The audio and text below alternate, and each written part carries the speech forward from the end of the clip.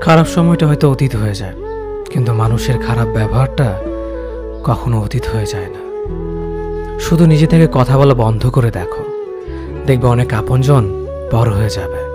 আসলে কেউ আপন হয় না। যারা তোমার ক্ষতি চায় তাদের আঘাত করবে না, তাদের সামনে একটু হাসি মুখে বাঁচবে। দেখবে তুমি আঘাত করলে যা কষ্ট পেত, ওরা তার থেকেও বেশি কষ্ট পাবে। যত মিশবে ততই মানুষ চিনবে। অভিনয় যে কত প্রকার হয় তা বুঝতে পারবে। সবাইকে তোমার সত্যতা জানানোর দরকার নেই। যে যা ভাবে তা নিয়ে সমালোচনা করতে দাও। বেঈমান মানুষগুলো কখনো অপরিচিত মানুষ হয় না, খুব কাছের মানুষগুলোই বেঈমান হয়।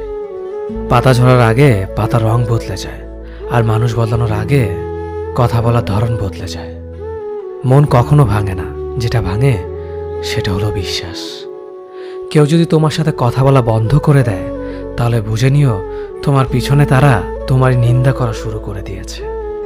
ভুল মানুষের কাছে প্রত্যাশা রাখি বলে আমরা দুঃখ পাই বেশি। আপনি যতই নরম মনের মানুষ হবেন, ততই আপনি অন্যদের কাছ থেকে ক্ষত বিক্ষত হবেন। মানুষ চেনা শুরু করলে এমনিতেই বন্ধুর সংখ্যা কমে যাবে, এটাই বাস্তব।